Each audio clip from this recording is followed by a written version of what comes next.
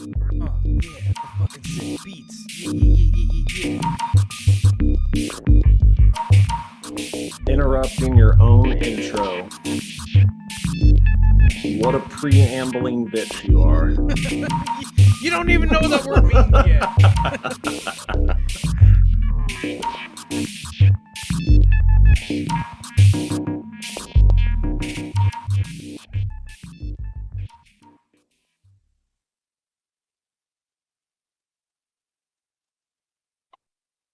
All right, hello and welcome to the Benzo Rehab Dungeon, episode 114.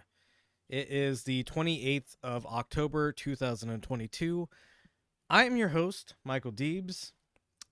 I am joined by the blank Zoom account of Danko Suvin, and also, he's the co-host, is how I should introduce him. But also, I'm joined by John, the producer, the old trusty, as he's known in some circles. I don't know, is Danko around? Maybe he can. Fuck. I mean, Oh, he just showed up with beers and a hammer. Hold on. Oh God. Paul Pelosi's dick tastes like shit. All right. Fuck. Are we recording yet? We're not. Yeah, we're not starting yet, are we? We just started. Oh my god, I'm in so much trouble. We're live right now. All right. We always go with POCs first. So, John, how are you doing today? oh, I'm doing great. It's good to hear. Yeah, I'm glad that I'm gonna have less airtime given up to a white man. Damn. It excites me. Ooh, so it's like a kink sort of thing. Yeah, or just like general Not like the whole emotional state of excitement. like rage. Right. Yeah. Joy, a little bit of both. Would you say that you're like POC kink? Like Hold on, I forgot to raise my chair and everything. We're having a night. To seat. We're having a night. Yeah, I'm a short king, as many people know. But yeah, no, that's cool, man. I'm glad that I could provide to you a white man that can take up your airtime and speak over you. This is when I do the land acknowledgement, right? Yeah. If you actually know what land we're on, that'd be I have to cut you off to do our land acknowledgement. We're like right next to a reservation right now. I forget which one. I'd like to give a land acknowledgement. We're pretty close to a reservation. I have no idea which reservation it is. It's the Zapala Casino. But I'd like to note that I am thinking about those brown people. I am. Well, I wouldn't call them brown people. Well, no, I would though. Different colors. As a brown person, I can say that. Oh. Yeah. Different colors. What kind You're of a colors brown are we talking person? about? Yeah, I mean that should be pretty obvious. I was thinking like now. We're like to be politically correct. We call you like red people, right? Yeah. That's the politically correct way. Is that not right? Um, Look, just educate me. I know it's not your job, but if you could just tell me what to say. Well, you can actually go on Twitter now and and get all sorts of people telling you it's not their job to educate you. Well, also slurs you can learn. Anyways, are there slurs for you people? Well, you people. Turns out there are, Okay. and I've been called them once or twice. But always the wrong ones. Yeah, but always the wrong ones. Cool. So we got out of the way how John is doing. Danko, how are you doing? I hope I murdered Paul Pelosi. I'm not sure if it worked, but otherwise pretty bad. Yeah, me too. I've been wondering a lot about a word though. You know what a preamble is? Yeah, I think John's looking that up right now. Oh, that's a weird coincidence. Yeah. What is the preamble in Philippine Constitution? Right. Could you just go to the definition of meaning, John? I mean, just go to the etymology of preamble. Let's be an expert painting. Yeah. Preamble. Preamble. Oh. With a Y. Fucking Preamble either. Sorry. Preamble. Preamble. Ooh. She's hot. She has a good voice. I like her. Do you think the Google pronunciation lady is single? It's gotta be. Yeah. Cool. Going before. So No. all I did was I went before the podcast and I said some things. Yeah, it's like you ambled before. Right. Like, right, See, you wandered up. I think I was right too, because I'm pretty Well, you sure would. that somewhere in the definition it said that it needed to have a point. I mean, I feel like that's implied in most of these words. Yeah. Is it Well, has to have well, some kind of purpose? Let's not I'm- get I'm- ourselves wrapped up I'm- on what a preamble is or isn't. Tomorrow morning in the Trincata workshop, we're going to talk about what makes a preamble. A preamble. Nobody's asked me how I'm doing. Oh, sorry, Oh. Michael Deebs. How was John doing when you asked him? I wasn't here for it. He's Yeah. He's doing all right. Sorry, keep touching your wall. How are you though? How does it feel to be bad at preambles? What's up with that? Not great actually, and really wish you hadn't brought that up just now. But otherwise, I'm doing okay. I spent a lot of time on the road lately, and I'm pretty Yeah. tired. So that's my way of excusing the fact that this is going to be actually a very short podcast episode. Yeah, in fact, the listener probably hasn't noticed this because why would they? But the viewer might notice that we're actually in the same space right now We are. because of all of the travels that you and I have been doing. Is this not visible for anyone? We're just holding hands for no reason. Now it's Just visible. purposeless hand holding. Yeah. But yeah, so neither of us have had like sleep in our own beds in quite a while, really. Yeah. Just in one another's arms for sure. Of course. But Wherever and whenever we may find each other. whenever. Who is that? Shakira, right? Yeah, that's Damn. yeah. You know, I she mean- speaks 37 languages. I don't think that's true. You know, she speaks 48 languages. I think that's true. Her hips don't lie. That I believe in. Yeah, that's true. You know, I'm excited that you guys are in the same space finally. Yeah. Because I've been really looking forward to what your collaboration, Two Beards, One Fist. I'm really looking forward to that video. It's where we put our faces together and then a third person just punches Yeah. the shit out of it. And we can't escape because we have a Velcro thing going Yeah, on. yeah. Yeah. Anyway, that's cool. His long curlies, my short Mm. grabbies. Yeah, should I straighten my beard? What do you guys think? Nah. It's like cool curly, right? let's, Like it's a good look. Let's get to some content. Is it a good look? God damn it. Tell me that my beard looks good when it's curly and pubish. Yeah, it looks Pubescent is fine. not the word. I mean, I think that it would make you more effeminate to To straighten straighten? your beard. Yeah. No. Ooh. That's what I need. What if you like That's what I straightened got. it out a bunch and then you like started wearing eyeliner? Ooh, that's hot. Yeah, That's you hot. look Yeah. cute as fuck. You know, that's the one thing that I always hear from girls is that that they like me. They like me exactly because I am so effeminate, Mhm. right? And that's the one thing that wins them over. They're like, you have horrible qualities otherwise. Just everything about you is abominable. But I like that you are like a lady with a tiny penis. What if you like really straighten it out? Mhm. Like we're talking like very, very straight. Yeah. A little bit of eyeliner, Uh-huh. and then also you put on like a long wig. You look like some kind of Irish Jesus or something. I was thinking like Cousin It, Well, that too, yeah. which Fair is enough. Irish Jesus. I'm Yeah. pretty sure, as far as I know. So content Scandalous things. that we need to get to Oh, rather no. than riffing. Are we podcasting today? We are Fuck podcasting. off. I have watched it. Danko has not watched it, and I'm pretty sure John hasn't watched it. But it Jesus, fam. That's so much more frightening imagery than I would have expected from It Jesus. Yeah. I would it's not expect just great. Jesus pictures, you know? No, but Anyway, what did we not Jesus. watch? Oh, sorry. Not Netflix came out with All Quiet on the Western Front. I mean, it's a bad book to begin with, you Shut know. the So. fuck up. Jesus Christ. So one of my favorite books, All Quiet on the Western Front, incredibly good book. Recommend you read it if you can read. I can't read. I had bunch of people on Fiverr actually read it to me. um, but All Quiet on the Western Front was released by Netflix just today. Actually, I managed to. I was working from home today, so I managed to put it on while I was doing some work, and then I got distracted from that work because this is a very good movie. It is incredibly brutal. I will warn people, a lot of graphic content because it's World War I, which was a meat grinder of sorts. It's not the best war.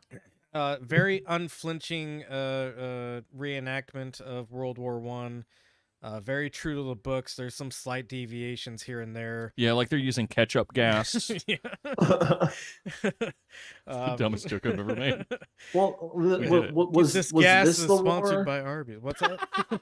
Was this the war when like human life was like completely devalued? What?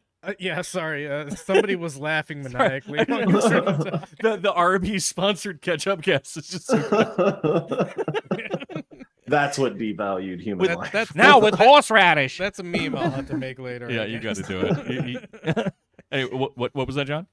Oh no, is World War One the war that like because like that was a war when like no amount of casualties was too great, right? Like I feel like casualties don't end wars anymore, you know? Like maybe they never did. Somewhere near like 17 million people died in World War One. I think, and they died sitting in line.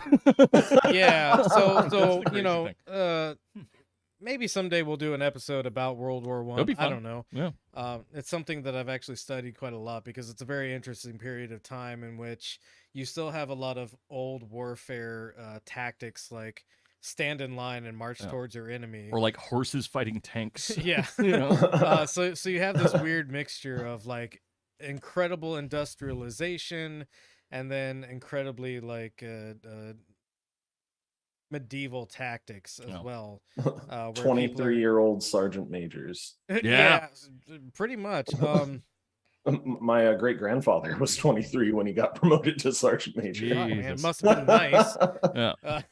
But, all he had to do was watch everyone he knew die. Yeah. Field promoted to sergeant major in 3 days.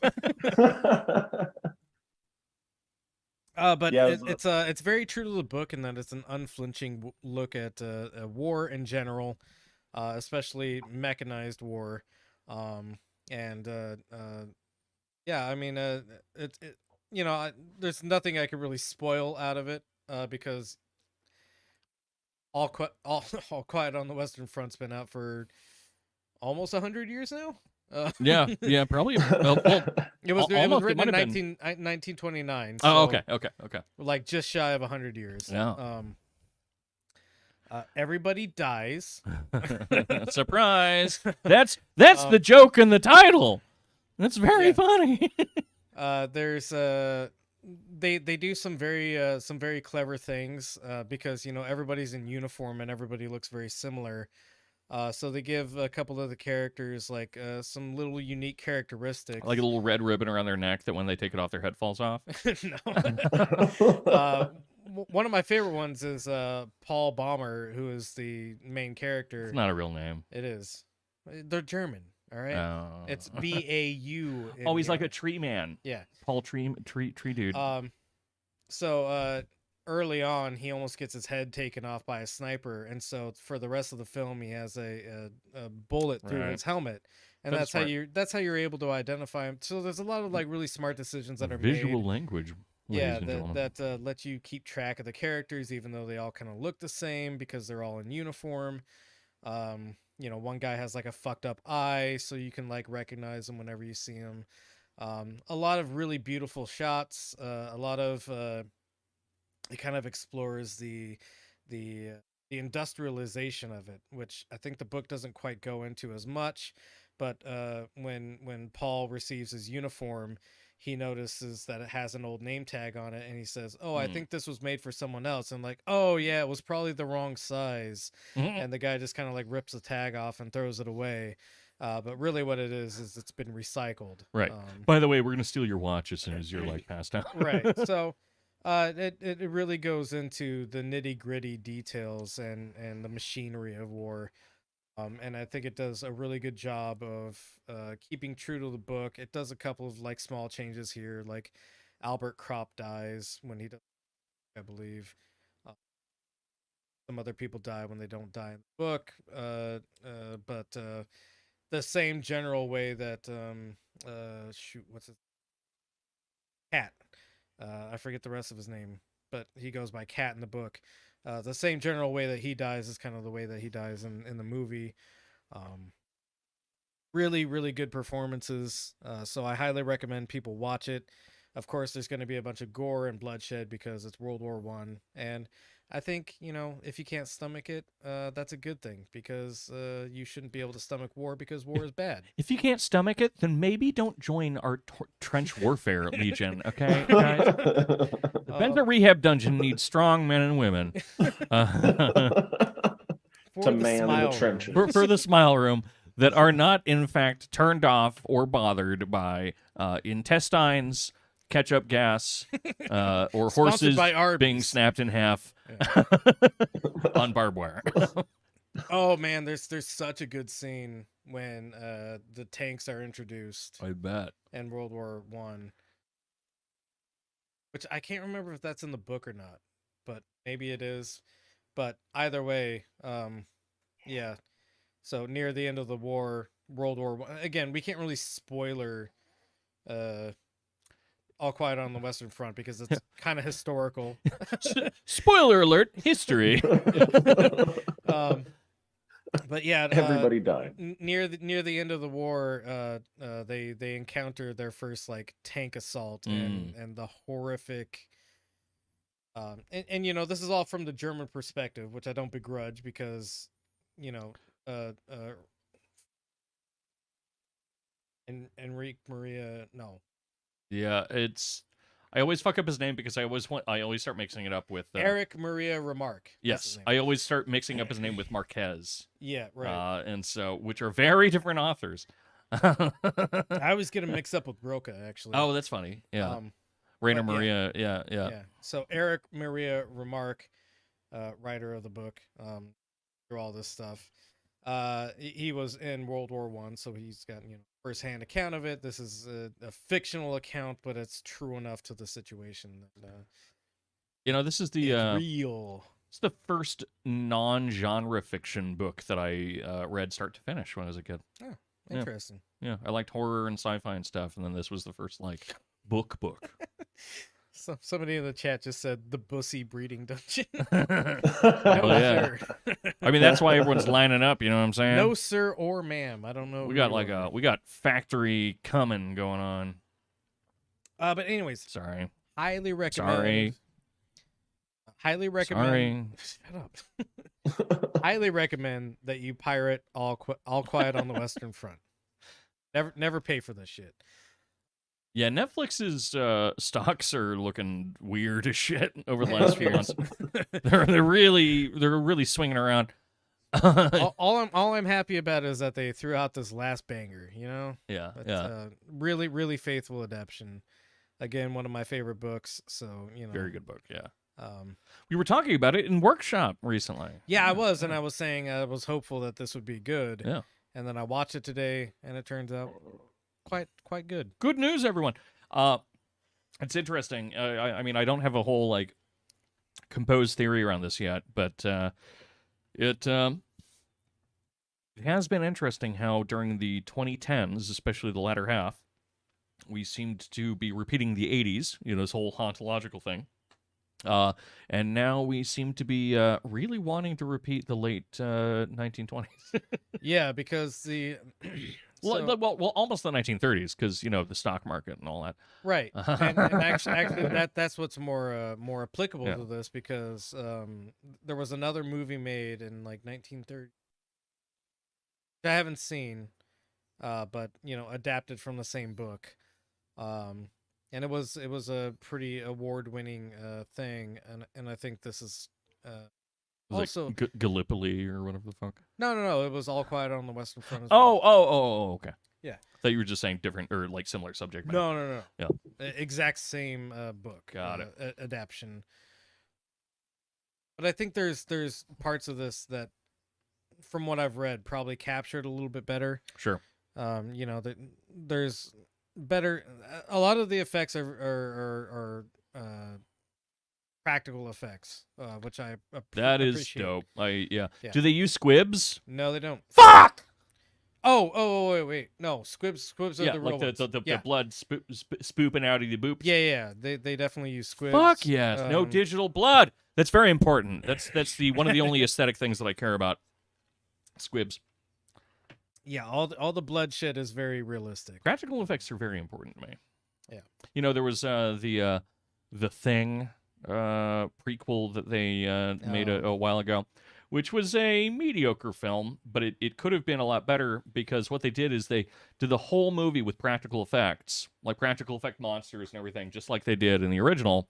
And then the last minute they scrapped it and replaced it with Why? just bullshit CGI. Because the fucking the studios are always insane. Yeah. They're led by coked out idiots. Fair enough. Doing fucking testing. They're always checking. Yeah. Anyway, practical effects. They're No, good. there was no point any of the blood and gore effects like made me feel like I was outside of the movie or That's anything like good. that. So all very realistic, very good stuff. That's what I want. I want to really feel like I'm pushing someone's guts back into their body cavity. Yeah, You know? I mean Like, that that's the fun part. that's a little bit of what this movie does. Yeah. For I you, mean, so. there is no such thing as an anti-war movie, right? Like, who said that? I forget which director. But like all anti-war movies are fundamentally pro-war in a certain way. But if you're gonna do it, you gotta at least make it as graphic as you can for both parties, right? Right. For the fucking perverts and for the people that are just like, this is actually legitimately dreadful. Like, there are no half efforts there. Don't fuck around. Yeah, I would find it very hard to find anything pro-war in this movie as well. Well, just the fact that it is a thing that you want to watch. Yeah. Right? Like people like the fact that it's torment and it's sad and it hurts and that does Yeah. make you miserable. That makes it a pro-war movie in a way because the fact that it there's romanticizes sickos it out through its anti-romanticization. It's aestheticized. It's beautiful. You can romanticize anything, really. Yeah. Well, yeah, of course, right. I By choosing to depict something, you allow it to be beautiful. I just noticed this headline, in what John looked up, which is just All Quiet on the Western Front. But Is it the one I'm looking at? The first article that comes up from MSN is the actually good reason why Netflix's All Quiet on the Western Front has no plot. There is a plot. But it's Paul Baumer loses his fucking humanity through war. yeah, right. and near the end of the war, he no longer cares whether he lives or dies, and so he dies. And also just the fact that I don't know, dude. Like the whole point of the book is that it is in fact pretty flat. Yeah, no, the entire point of it is that war is so senseless that you can't make sense of it. And World War I especially is when you see like all these rolling artillery barrages, the use of mustard gas, sponsored by Arby's. Just mass Horseradish mechanized meat grinder warfare. Yeah. Where Just the individual no longer matters anymore, and waiting to die until your feet rot. Yeah, the individual no longer matters anymore. I mean, the individual rarely matters in war to begin with, but like, there's no more heroes anymore. It's just dying and killing and dying and killing. Yeah. Well, You don't even have the opportunity to pretend that there are heroes anymore. Is the thing, right? Yeah. You don't have like any especially good rifleman that's like, oh, I'm so good at shooting people that I never get shot myself. And that's also the thing, though, right? Is that even if you did have some magic rifleman that sat on your side of the line who could, see through the fucking fog and gas and artillery and shit, could survive all that stuff. He gets blown up by artillery. Right. Either he gets blown up because he has the same chance of being blown up as anyone else, or it just there's no first sword to the shogun anymore. Yeah, like the important thing about being a hero in any setting is that you yourself are sacrificing yourself for others, right? You're doing something great and impressive as a way to sacrifice yourself. And so unless you just have one guy that constantly like jumps into the other people's trenches and manages to murder them all, like you just can't have heroes in this setting. It's an Right. impossibility logistically. Right. Which is Yeah. why I like the book itself, Yeah, because yeah. it really kind of like lays bare, especially in like the modern mechanized warfare, how Yeah. a mortar just drops on your head, and Right. that's it. And that's so just really quickly. So we were talking about this in workshop actually, but it's something that's always bugged me when I've had like literature courses in uni, where when people talk about the movement into modernism and postmodernism, excuse me, I'm so sorry. But they always bring up World War II and the dropping of the atom bomb as being the moment where people realized that life was pointless, or that like we could all be killed without meaning or reason at any moment. And yeah, that's true to a degree, but I really think the turning point was World War One. Like it yeah, seems and- extremely evident to me. Yeah, and we agree on this point. Yeah, because- exactly. It's like we found ourselves in a situation where you factory farmed people. Essentially, yeah. Yeah. So very important moment in history. So yeah, to close that up, Mhm. watch the movie. I highly recommend it. I would like to hear other people's thoughts on it. So if you watch it and you want to talk to me about Don't it, message us. We don't want it. you can message me. Mike doesn't want it especially. He constantly bitches about it. He sends me messages all day saying like, "Why do all these people keep saying hi?" Ooh. And they always say nice things. They only say Yeah. nice things about me. So if you're gonna say anything to him, say something mean. Yeah. Same for me, you know. And weirdly, the only people that said mean things about me blocked me because I laugh reacted them. Got Yeah, 'em. because you hated that cat video game so much. Mhm. Yeah. All right. Let's go Too to much our first news story, which is what? uh-oh, Danko, what did you What? do? What? Intruder seeking U.S. House Speaker Pelosi at her home beats husband with hammer. So Paul Pelosi accidentally received some justice. But he wasn't the intended target of the justice, I guess. Go ahead and scroll down a little bit. I mean, what because the there's name the name Paul yeah, means small, right? I guess, Like does it? biblically. I think so. And so it makes sense that, you know, he constantly gets in the way when they're after someone more important. So his real name is Small Pelosi. Tiny Pelosi.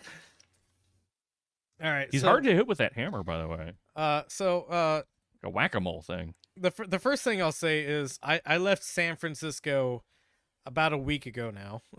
Yeah, he and I left around the same time. It wasn't really us. It wasn't either of us. Promise, swear to God.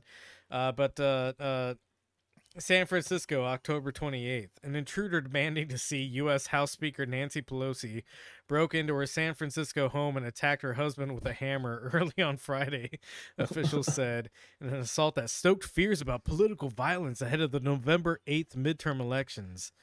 And really quickly, Oh. a lot of people, and you know what? Here's the mandatory don't do violence against people thing. You know, it's illegal and don't do illegal stuff. You know how we feel about breaking the law. Yeah, But very law-abiding people here. But the same people that are constantly going off about how, oh my God, you can't go ahead and commit violence against these people. We have rules in place, yada yada yada. We have ways for us to deal with this. Are the same fucking people that are constantly making the fucking guillotine jokes. Of course. Choose a lane. So Are they also the wait for your day in court people? they sure are. Depends who you are. So according to a lot of people, there's a right way to go about bringing people, because we all know that Nancy Pelosi and Paul Pelosi are both very corrupt people who do a lot of insider trading, and Nancy Pelosi seems to be more focused on enriching herself than actually doing anything for the people she was elected by. It could have been like a Cadbury egg thing where he's just trying to get the insider trading out of his head. You know? According to some people, there's a right way to go about seeking justice against these people, and I'll agree to that to an extent. You incrementally pass remediative laws over the span of 60 to 70 years, which get downturned and turn around. By which time these people have already passed naturally and have passed their wealth on to their children. I appreciate you're using euphemisms in order to be polite, but yeah, they've all shuffled off their mortal coils and become the neophyte little lizard creatures that they become before swimming into the English Sea. Passed on into the next life. I said, they find their ways in the shore off of New England and Devil Reef, and we get our gold from them. Yeah. So yeah. It looks like you can't see all of this article because Reuters has joined the crew of people who don't let you look at their article unless you're registered for some reason. But the next article sheds some light on who this person was who attacked Paul Pelosi. His name would be so much funnier if it was one letter different. David DePepe would have been really funny. Yeah, so the thing that I wanted to point out in the last article is that the way that they identified this guy's like social media accounts with him as the attacker is his social media accounts were literally David DePepe like 82 or something like that. Were they really? Yeah. That's awesome. They were literally just his fucking full name. God bless you. Oh, no, David DePape. DePape. Right, I was thinking that you were saying that no, he did what I wanted right. him to do. Okay.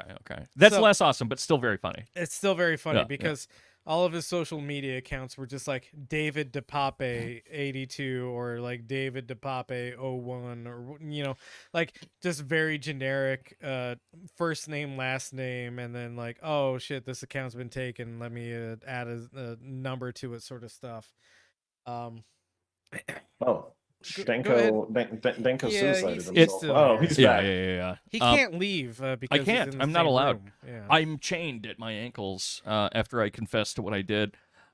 It would also be funny for him to be David DePapa. David DePapa. DePapa is home and he wants his justice. I mean, you sound just like Papa. All I can think is like Papa John's, they both probably like the N-word a lot. I mean, it's possible. that is accurate too. So go ahead and scroll down through this a little bit, John. This guy was a little bit of a lunatic. What? So the Hammerman? The suspect in the attack on Paul Pelosi, husband of House Speaker Nancy Pelosi, appears to have been an active online participant in multiple conspiracy theories, railing against perceived censorship and government control, and engaging in hate speech and anti-Semitism.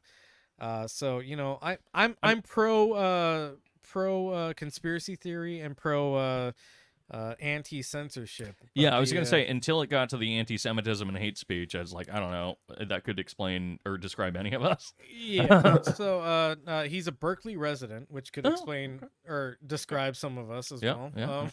And explain us. Yeah. But apparently he did this in his underwear, which I think is hilarious. That's so good.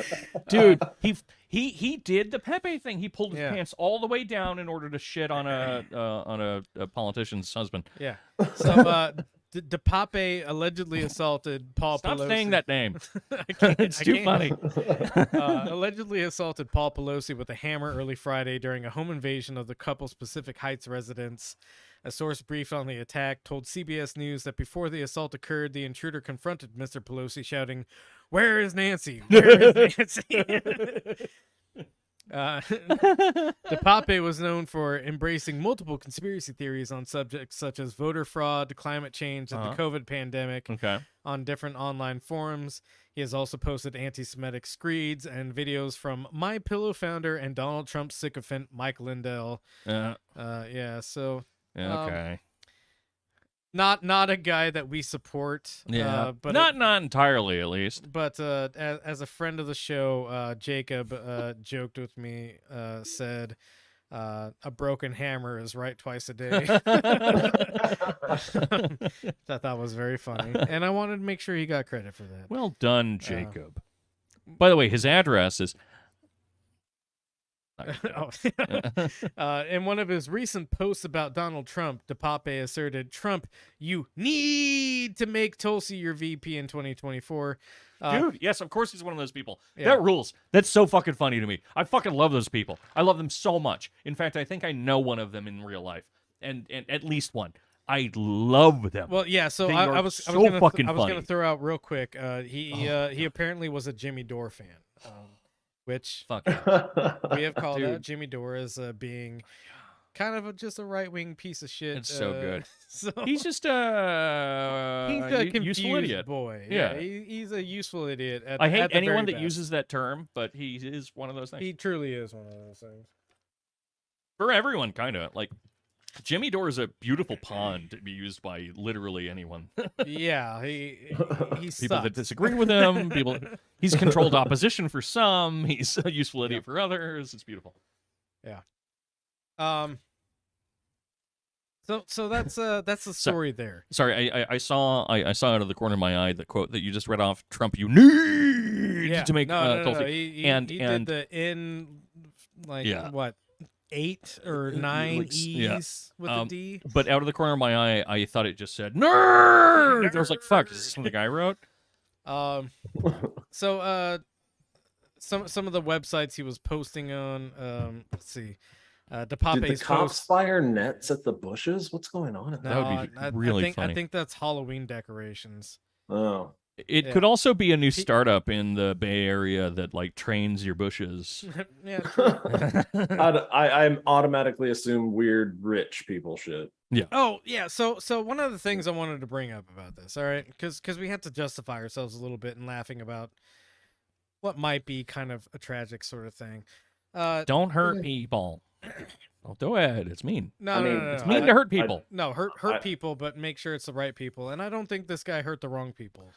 I thought I was covering our asses, but well, no. I'm just justifying what I'm saying. yeah. Not necessarily covering. Like hurt their current- feelings and stuff with a hammer. Hurt their feelings with a hammer. Yeah. When it comes to people like Paul and Nancy Pelosi, these are incredibly corrupt individuals who, Nancy Pelosi has basically used her position to do nothing for, the people she was elected by, but done everything to enrich herself through. Paul, owns a bunch of fucking like financial holdings, Nonsense. real estate, etc. Not a good person, contributing to the overall bad conditions that we're all experiencing. So the combination of these people is bad for us in general. It's so bad. John, could you look something up really quick? Where does Martha Stewart live? Like, not her address. I'm not doing that. But like, what area does she live in?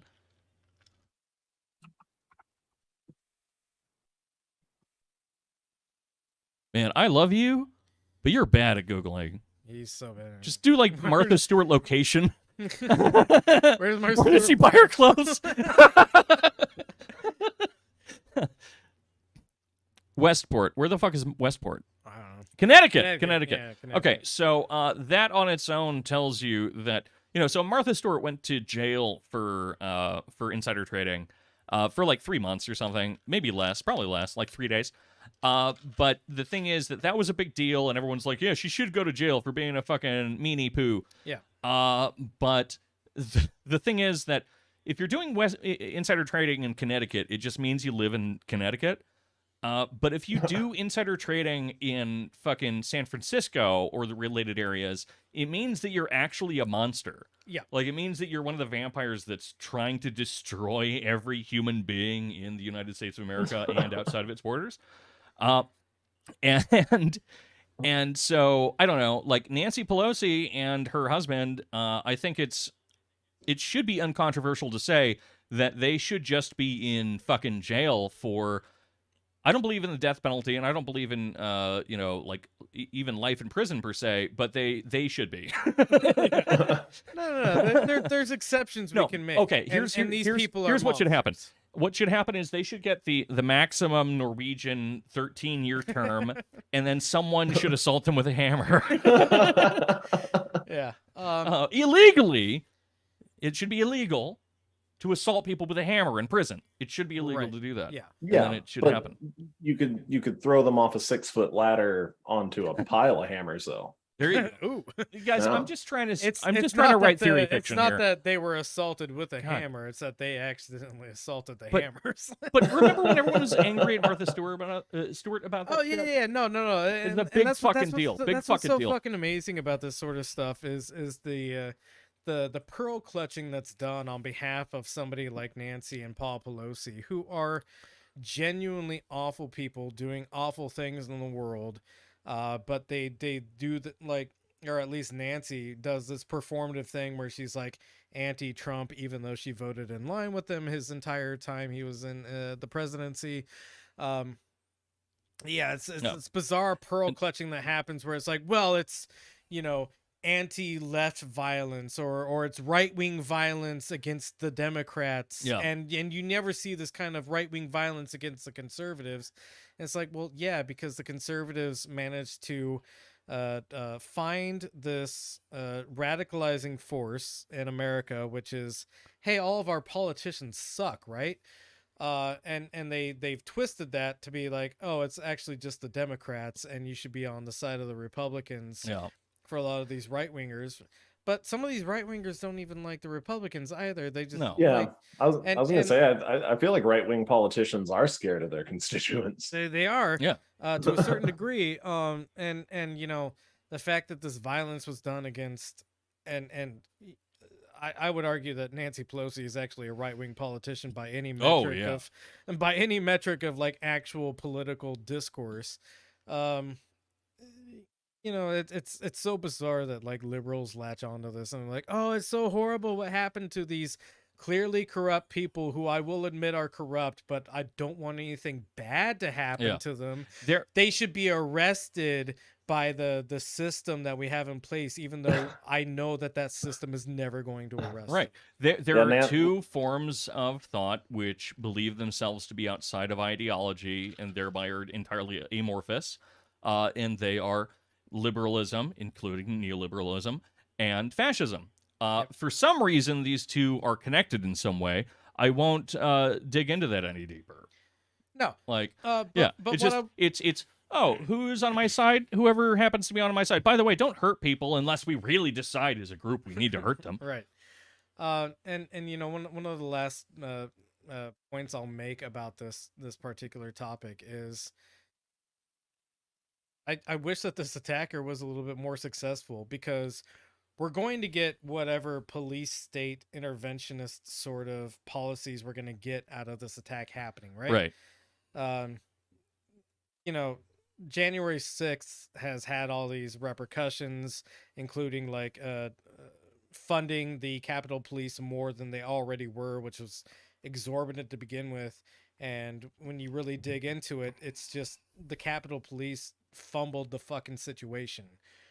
That's why things got out of hand on January 6th. Well, they fumbled it by handshaking their way through it. Exactly, right. No. It's something that was intentional, and then you get the Democrats catastrophizing about it by saying, "Oh my God, we can't ever let this happen again.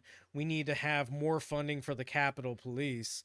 Yeah. When the Capitol Police had all the funding that they needed to take care of a situation like this, they just decided not to, because they were kind of in league, more or less, with some of the people who were involved in it. Yeah, there's that. I forget who said it, and I was talking about this on Schizotopia. Shout out Schizotopia.pod. But there's the statement that a fascist movement is when colonialism finds its way home, right? Right. And I really do feel like in a lot of ways what we're currently experiencing is fundamentally just Gladio finding its way back into the United States, where I think you're we, right. we've given arms and money to all the worst fucking people possible in order to fight unofficial proxy wars for the intelligence community in the United States. And surprise, this is what's happening. And I'm not going to say that anyone deserves it, but that's how the cookie crumbles, as it were. Yeah, and so I won't necessarily say anyone deserves it. No one deserves any of it. We're nihilists now. We're Right. we're really dark and deep and But cool. you know, it stands that we should maybe, you know, acknowledge Nancy Pelosi's part in a lot of these Yeah. programs, a lot of these decisions that have been made on like the mass governmental scale. And then, you know, what we're going to get out of this is like now every congressional spouse is going to be followed around by like 10 Secret Service agents or whatever. So we're still going to get the police state response to this attack. Yeah. But we don't have the benefit of Paul Pelosi being dead. Right. And you know, this is a thing that happens, and I feel like the more liberal end, or the people that are newer to the podcast, might view this initially as like a conspiracy theory, but this is absolutely something that exists on paper and is real. But the United States often, well, not even the United States, just that the intelligence apparatus frequently has gone ahead and essentially gaslit people into committing attacks, right? This is a real thing that sounds like a conspiracy theory, because it is one of the very rare conspiracies that's actually fucking real, because it's literally what it is. But I would not be surprised. I mean, this one just, well, no, they always find unstable people to do this, right? Yeah. So I would not be surprised at all if there were like a bunch of FBI or CIA agents sending messages to this guy saying like, you know what? No one's going to check you for a hammer. You can just rush into the house and hit this motherfucker. And we know that Nancy Pelosi won't be home that day. You know, and so we can push through a lot of new rules and everything. Like, again, I don't want to be a conspiracy theorist about most of these things, but this, you know, this kind of thing, I think legitimately is something. We saw it or not with even think. I know that this is something that happens. Yeah, we saw it We know. with Gretchen Whitmer, right? Mhm. The mayor of, or not mayor, governor of Michigan. There was this like kidnapping plot around Gretchen Whitmer. All these you know, shady figures that were eventually apprehended and stuff like that. And then it turns out like not insignificant portion of these shady figures that were involved in this plot were FBI agents talking these guys into this attack so that they could arrest them for being part of the attack. Yeah, and there was like a bridge bombing where the exact same thing happened, and it's just, I don't know what John is doing. It's beautiful. John's It's looking up performance hammer art. murders. But that's going to be the new thing. Like, people in Britain aren't going to be allowed like kitchen knives, and we're not allowed hammers. Right. But yeah. everyone will have guns still. Thank God. Yeah. It's good. Very good. Very good. All right. Before we go Preston on, French. Creston Hammer. Before we go on to our next topic, I will admit that what killed Trotsky? Ice pick. Probably, yeah. It was an ice pick. The back end of a hammer. Right. Before we go on to our next topic, I will admit I've had a couple of drinks tonight. What? And this little guy needs to take a Oh pee-pee my break. God. I'm so sorry. I hate it when what this a- happens. I mean, so here's a choice. Mhm. I can either put the intermission music on, or I can just leave you guys, and then you guys can talk, and I'll come back. Well, what'll but what we do? happens when I have to pee 45 minutes from now? Do the same thing. Fine. Your lack of imagination is astounding. So should I just walk off frame? Is yeah, that what- just Uh, walk well, off frame. I'll be right Walk back. off frame. Walk off I'm frame. gonna walk off frame because I need a beer. I'm also gonna walk off frame. I need to be able to No, pee in no, 45 don't minutes. do it. Boo.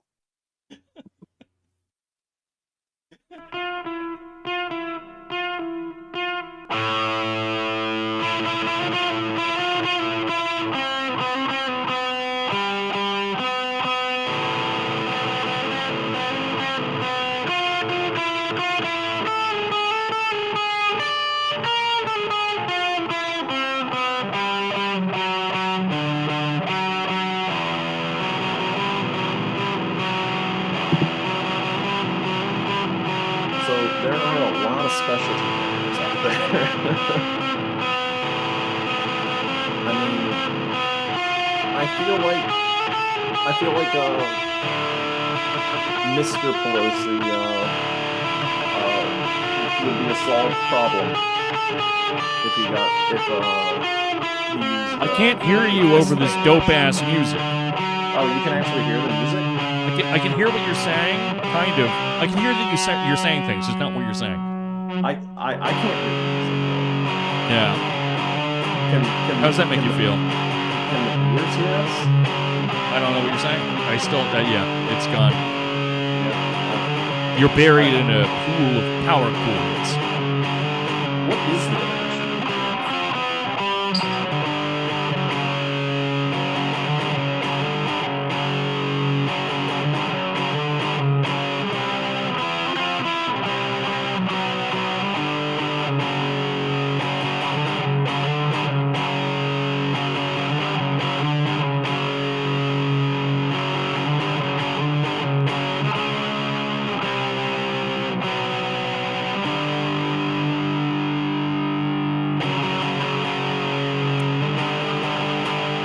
Papa, is it time for me to go pee-pee? Thank you, I'll go pee-pee.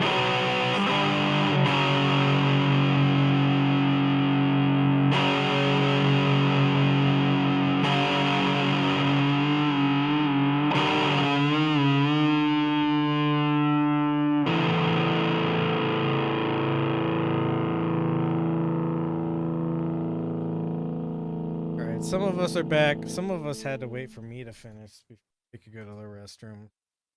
Because might I remind the viewer and listener that Danko and I are in physical space with each other again, which has some consequences. Most of them are good, but some of them are indeed bad.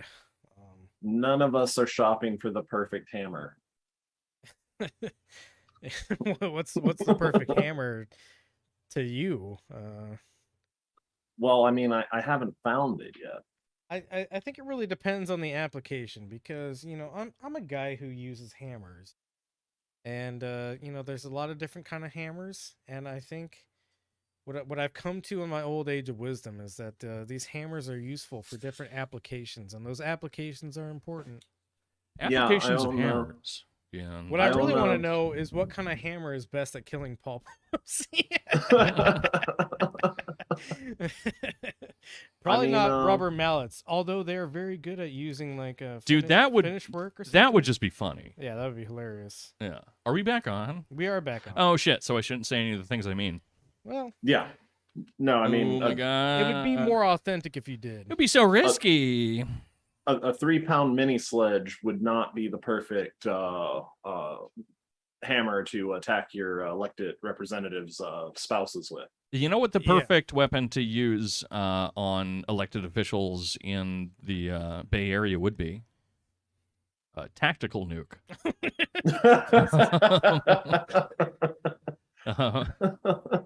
Oh, and speaking of the Bay Area, I don't mean it. It's a joke. Yeah. But speaking of the Bay Area, and going back to why Paul and Nancy Pelosi BAE, right? are such Because of the company whose bombs we're going to use to. Sure, man. Sorry. There are an astonishing amount of homeless people in the Bay Area. True. And, because it's the right weather and they don't commit as many war crimes against the homeless over there. But also, you have real estate magnates like Paul Pelosi. I mean, it's everything. It's literally everything that could produce homelessness working together. And the Pelosi's are part of it. So fuck them. Office of the Governor of California. The heinous assault on Paul Pelosi is another example of the dangerous consequences of the divisive and hateful rhetoric putting lives at risk and undermining our very democracy and democratic institutions. Those who use their platforms to incite violence must be held to account. Absolutely nothing said about how the Pelosi's are incredibly corrupt and everybody fucking knows it. I mean, that would be the most based thing anyone could possibly say, like in politics, is just say, hey, by the way, they're pretty corrupt. Hey, and by the way, don't kill them. Well, I think like just tack that on. A point I made to some other people earlier is that the corruption in government is so obvious that Yeah. everybody agrees that there's corruption, right? Yeah. And what people disagree on is who exactly they should hold to account and how they should be held to account. Right. But the fact that you have so much corruption is really kind of what creates this whole predicament. And yeah. if the Pelosi's weren't incredibly corrupt people, maybe people wouldn't target them. There's way more corrupt people on the Republican side of politics, which I will point out, Right. and I will truthfully say that that's the case. But at the same time, like, you know, you have the more like milquetoast corruption on the Democratic side, which It's like, oh, it's the okay corruption. It's insider trading. It's things like that where like you actually have connections to these companies. It's not. And It's so, saying and so you're raising right in the saying, salary of cops will make them less racist. Right. You're right in Right. saying that it's the okay corruption, but it's only okay in the media, right? It's only okay to MSNBC and CNN to kind of like turn a blind eye to what the Pelosi's do. And then the only people that like really report on what the Pelosi's do is Fox News, the Epic Times, ONN, Right. or OANN, One American News Network. Which always makes me think of Onan, which is really funny. Yeah. And so like the only people who offer any kind of like solution or any kind of like holding to account of somebody like the Pelosi's is all these incredibly right-wing publications. And so you get it pointed at the center-right individuals, if we can be so generous as to call them center-right. Right. And so like maybe if any of the CNN, MSNBC types were actually saying anything about the corruption that the Pelosi's are doing that we all know they're doing, these right-wing lunatics wouldn't create themselves in such a right-wing way. Right. But they would be angry at the more Republican corrupt politicians because they're worse. I will also say two things, which is that, so number one, generally speaking, at least when you look at like South America especially, right, but pretty much any kind of periphery or semi-periphery nation, and you see it more and more inside of like the first world, the more you hear these movements about like anti-corruption without additional policy initiatives or anything like that, you're generally looking at fascist parties, Of course, right? yeah. Because it's really easy to develop some kind of a political movement that focuses just on the fact that politicians are corrupt, because all of them are, every single fucking one of them is. Even Bernie and AOC. Exactly. Yes. Thank you. All of them fucking are. And so any kind of movement that is entirely focused and preoccupied on corruption is very likely to have some kind of fascist motivation behind it, right? Yeah. In the same way that, like, if you look at all the, like we did in the workshop, sorry to bring it back up again, but we were focusing on fascism beforehand, and so it's this idea that they always point out things that everyone can agree on, right? They all actually seem very socialist initially, and then they don't follow through on any of that shit, and then they just kill, Jews and gypsies and whatnot. And I'm saying gypsies as a historical nomenclature, right? Not as a slur. But the second part would also be that the reason that the right kind of just doesn't care about corruption on their side is because, number one, because they do see it as a zero-sum game where, like, if our side is corrupt, it's not that big of a deal, right? But the other part of it is that smaller communities or smaller time politics, more local politics, are almost invariably more corrupt, right? They have less power, less ability to do things with their corruption, but generally speaking, it's a lot easier to bribe your town councilman than it is to bribe the president, right? And so all politicians are corrupt, especially the ones that are most captured by the right wing, because the right wing actually cares about local elections, right? Yeah. So that is kind of a trap that we're constantly sucked into. And I don't even necessarily have, out of my pure cynicism, a problem with politicians being corrupt, especially on a local level, because what else are you going to do unless you just, here's a thought, produce some form of anarchism. Crazy. But in the end, it doesn't really tell you anything, right? Because all of these people are corrupt, and maybe there's a good way of viewing the form of corruption that they are in fact in play with, and the ones that are corrupt, as in through like, like Cheney and Halliburton and shit like that. Maybe that matters more than the people who are corrupt through other means. And Yeah, you my can my have... bow on that would be Go ahead. that Nancy Pelosi is still corrupt in despicable and disgusting ways. Yeah, right? she's corrupt on a Cheney level. Yeah, exactly. She still wants to fill the entire third and semi-periphery world with depleted uranium in order to fill her pocket. Like, Right. it's not just the Manchin thing, and Manchin is disgusting too.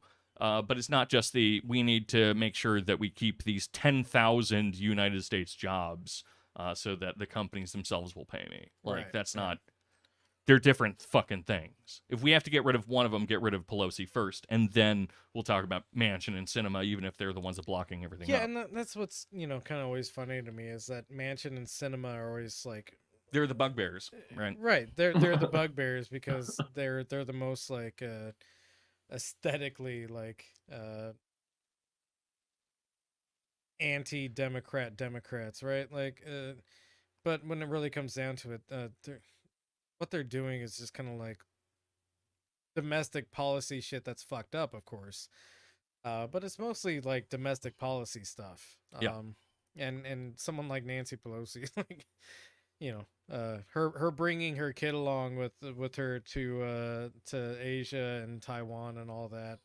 And How old is and her so kid? funny. Like fucking It's such a fucking 65? what's that? How old is her kid? Like 65?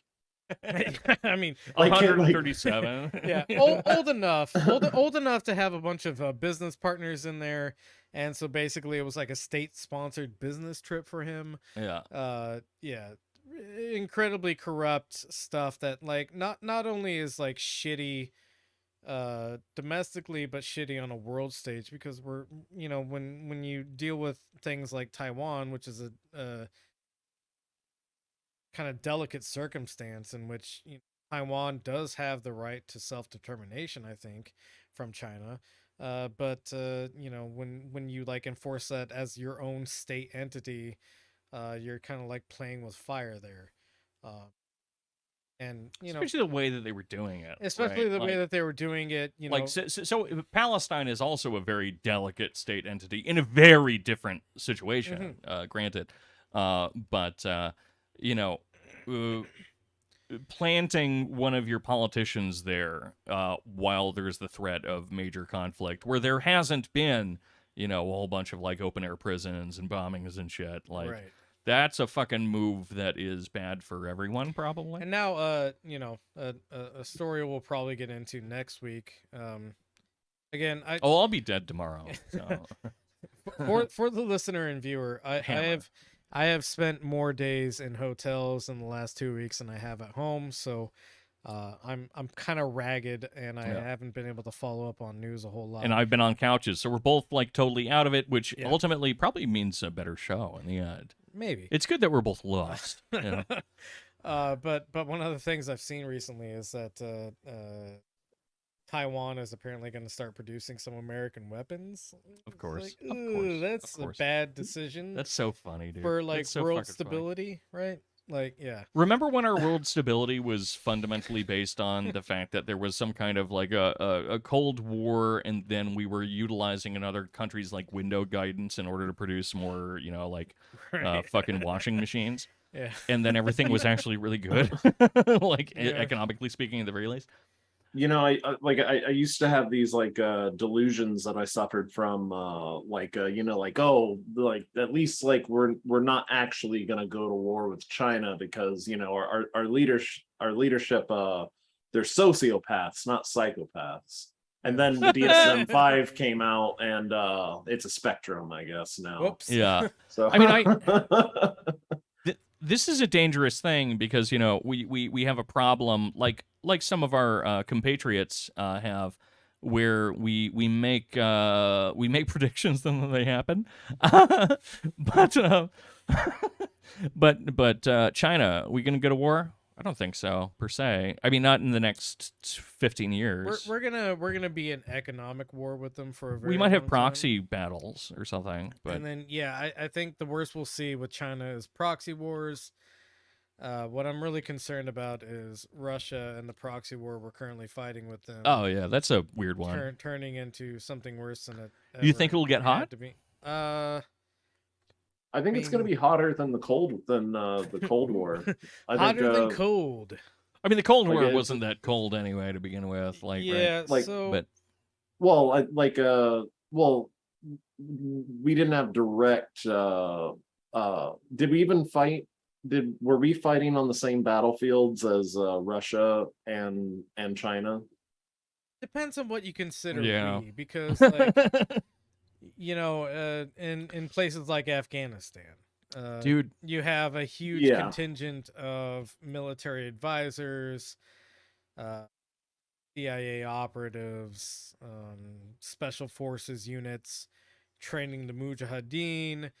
And so is it like, well, we're not actually having Americans pull the trigger on Russians. We're just doing everything short of that. I just thought of So, like the I funniest episode we could possibly do for Halloween, and it's Oh, too okay. late now. Yeah. But well, it's not too next late. Halloween. But doing a Ouija board conversation with the Dulles brothers.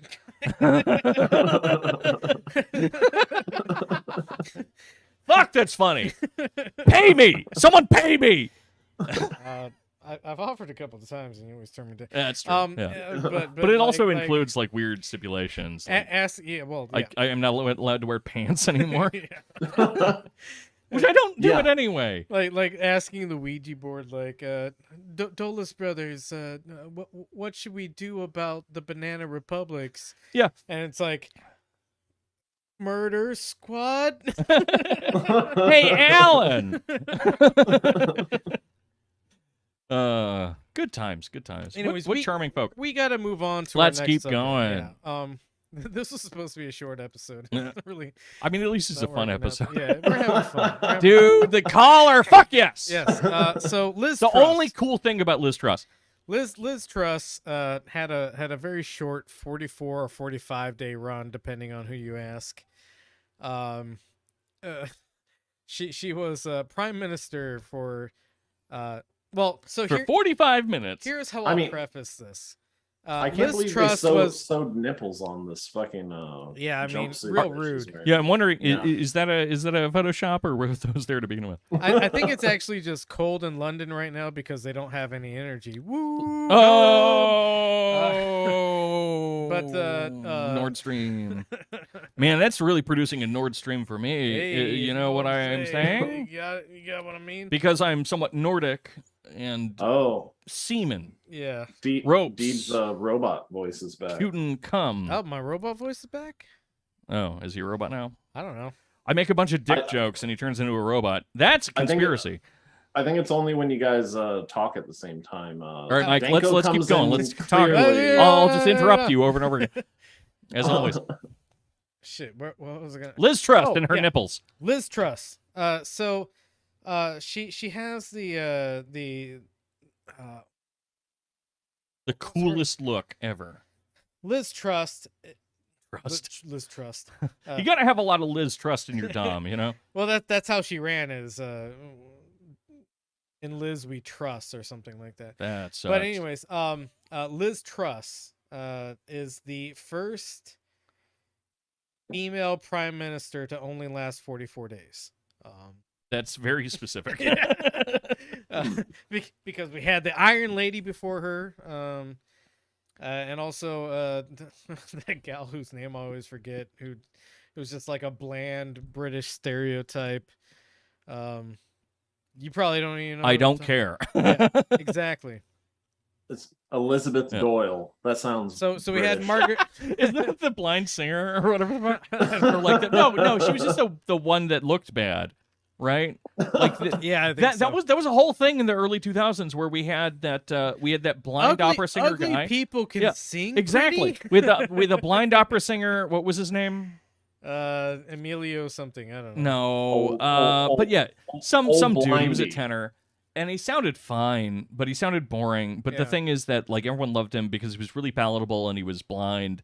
And it's like blind really hurts you with making music. He can't even read words. He can't see people criticizing him. Like, dude, if I was blind, I'd be so much better of a singer, frankly. But anyway, but then we had that. What was her name? You just said it.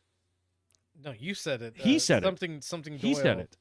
Boyle. Yeah. Boyle. Susan Boyle, I think Susan it was. Boyle, Yeah. Oh, And yeah, she, maybe she had something else going on, but per my understanding, it was just an ugly person that could sing really good. Yeah. No. And it's Yeah. just like, holy shit, guys. Yeah, people can do things. She was like Jessica. The 2000s sucked. Jessica in like the a chat says old, Margaret ugly- Thatcher, and I'd like to point Is out that what you said? that's who the Iron Lady is. Yeah. I'm forgetting the other gal that was like between all these people at some point. Yeah, it's Right Susan before Boyle. Boris Johnson. Yeah. Oh yeah. Mm, Who cares? Anyway, yeah. Liz Truss, she's a Liz- pervert, right? Liz Truss. She's a pervy lady. So Liz Unlike Truss. us. Liz None of us are Truss. perverts here. Yeah. Perverts. Perverts. None of us are a provost here. Perverts. Liz Truss. So the article's title. Go back up to the top real quick. Gawker. That's the title. Yeah. Oh, no, that's the... I am loath to use Gawker in any sort of circumstance, but I think there's something to this. The funny image, probably, is the main thing. Right. That's funny. Yeah. But does Liz Truss wear a BDSM day collar?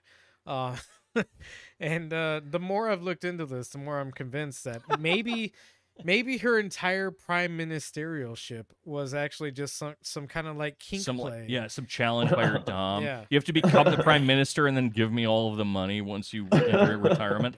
Well, It's all FinDom shit. You have to become the prime minister. You have to embarrass yourself on the public stage in a way that nobody's ever embarrassed themselves. I mean, Theresa May. Thank you, someone in the chat. Thank you, yeah. Mars. Oh, Mars yeah. in the chat says Theresa May. Yes, thank I you. mean, that is really hot, to be fair. Like making someone become prime minister and then... Oh yeah. No, Bang this is them out definitely for the the rest of their kinkiest, hottest thing that British people have ever. I done. have a boner right now. Make I gotta themselves say. piss And it's their not just pants because at you're in the State room. of the Union. Huh? I'm sorry, what? What? What did you say? Oh, make themselves piss their pants at whatever they call their State of the Union. Yeah, actually, every State Oh. of the Union that Biden has done, I've had a vibrating Bluetooth pussy vibrator. Bussy vibrator. They're very different. They're shaped different. I know the difference.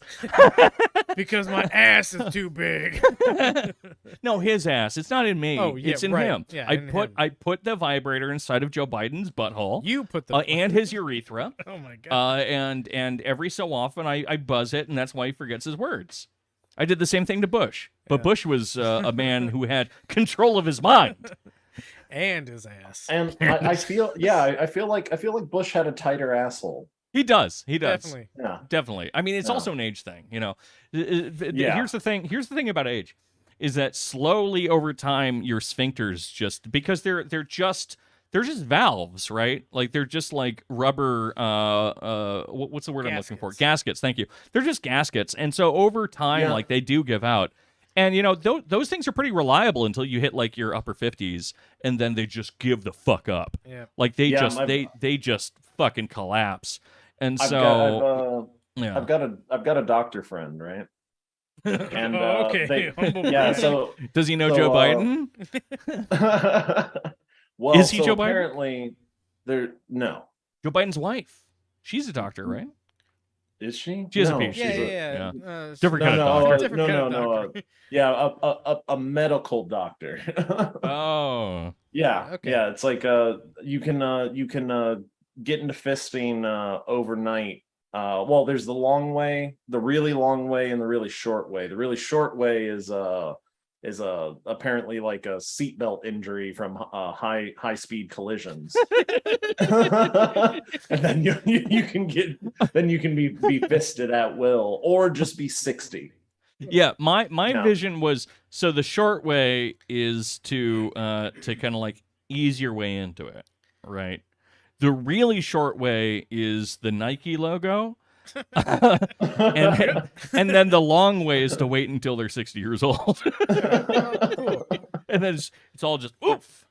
Good talk, guys. I know how you Scroll I know how you down do a it. little bit, John, because we need to substantiate this claim about Liz Truss. Oh yeah. Uh, Keep forgetting that we're talking about her. So, Is She this a new lasted cock so ring? What is long. this? no. Keep going down until you Okay. see another picture of her. Yep, this is the one. So No ring.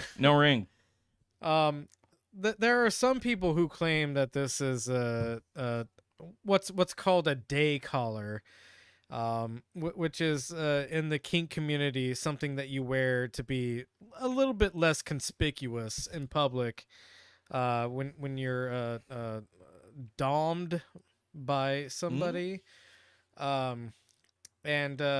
She wore this her first day as prime minister, and she's worn like variants of this sort of thing pretty much every day since she was prime minister. And so I think what really happened with Liz Truss is that she did the worst BDSM thing you can ever do, which is include people who don't want to be involved in it Yeah, with your kink. that's a good rule. Do not do that. And so Especially a nation. yeah, who she involved in her kink happens to be the entire United Kingdom. She, while in her short 44 days or 45, depending on who you She looks a ask. lot older than that. Yeah. Get it? Get it? Yeah, I get. Yeah. Because she's not an infant. Yep. Sorry. In her first Unless 44, she's in the 45. She was probably made in a lab, so she might be 45 days old in this. Yeah. But in her short tenure as Thank you. prime minister, Avoiding our jokes with Yes. skill and ease. she managed to completely devalue the British pound. She tried to overturn a ban on fracking, which even the Conservative Party was against because they weren't sure if it would cause too many earthquakes for their little island.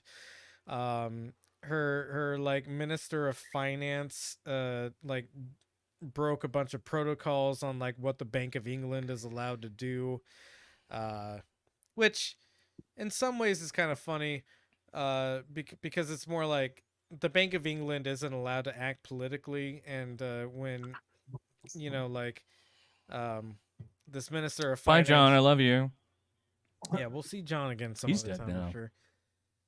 But I forget who the Minister of Finance was, but like he overstepped some bounds that were uncomfortable for the International Monetary Fund, and they basically like called him into a meeting and probably like threatened him with Hammers. I would say like maybe they showed him the other angle of like the JFK assassination that nobody's ever seen before. Which is pretty tame for the IMF. You know? Which is pretty- yeah. They showed Joe Biden engaging in the Kamal Khashoggi. The Jamal Khashoggi. Jamal The Khashoggi. chainsawing. Yeah. Yeah, usually what they do is they just get like every maid in the hotel to come into a room and they shoot them one by one in the back of the head. Right. Yeah. So and then point out which ones are Greek. so she devalued the pound so much that now it's on the same level as the US dollar, which Oh, not It's great for really the funny. pound. And she fucked everything up, and then she resigned, which is an ultimate act of humiliation. And Yeah. I honestly kind of ascribe to the Liz Truss was a bratty little sub. Yeah, and then the most humiliating like sub thing about it is the fact that she could have done this in such a way where she walked away with like twice as much money for Yeah. the rest of her life, but And No. instead, she has Yeah. nothing except for like the regular pension that you get for prime minister. I'm just talking about I exchange mean, rates. Like, right. that face that she's making is definitely a proud owned baby that just Yeah. pissed their depends. That's a brat face. Yeah. and needs I'm about to be do something changed. so bratty it's gonna fuck an entire country. This So, is very problematic. no, it's not. No, I mean it's funny. As long as it's funny, I don't care. Go to the Right. go to the next link. We're not kink shaming here. No. In fact, that if I could enter into that same situation, I would do the exact same thing. Like, oh, Why you're a is that- politician? Become prime minister right now. Right fucking now. Do it, you won't. Guess Sit who in gets the to be the big green sub of a guy that chair. works at Home Depot? All BDSM doms work at Home Depot, by the way. Oh yeah. I mean, the hardware section tells you enough. Yeah. Yeah, Where else yeah, am I gonna get these chain links from? Chain, yeah. rope. At $1.50 per foot. Well, it depends on the gauges. You know? Well, of course. Yeah. A guy that wears cargo capris underneath his utility is definitely. Dude, there is nothing funnier than like doms who try really hard. And by trying really hard, I mean doms who try really hard by not trying hard in their everyday life. Yeah. That rules. That's the funniest thing in the universe to me. All right, I know John. it's silence. Okay, I get it. Mm. No, you guys just don't No, get it. no, we thought it was You guys have funny. never been domed by a guy in cargo shorts before. Yeah, I you're get right. it. Well, that's because I'm the guy in cargo shorts. All right, kitten. Ooh. I'm By the way, wearing join them our right Discord. now. Join our Discord right now. Don't do it. John, accept the cookies so that we can see this fucking article. Come on, kitten. Are people watching? Yeah, people are watching. I hope not. Yeah, we got like okay. Do we have like 2 more viewers than usual right now? no, we got like as many viewers as we deserve. Yeah. So one of the last things that happened in Liz Truss's very tumultuous, disastrous term as prime minister. Is she killed a man with a hammer? I wish. But the United Kingdom Parliament voted on a reversal of their fracking ban. And That's so fucking funny. It's so good that like the UK thinks that they're the US yeah. in so many ways. And so while they still have healthcare and all these things, they're going to keep making fun of us for that, right? Yeah. People in the UK. Well, and I mean, but the UK then government's they're going to dismantling snap it. their fucking country in half. And it's going to float into the sea. They're fracking. And everyone left is going to have the water from Flint. And then they're going to just going to die off. Yeah, so And we're going to have our hamburgers. so there was 2 things going on in this vote Mm. apparently.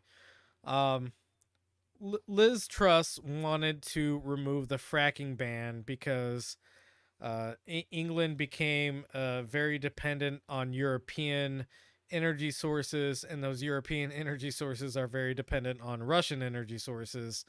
And some of you may have heard about a war that's going on Yeah. between Russia and Really, really quick gesture about where are they that gonna frack? is the fact that right, where are they going to frack?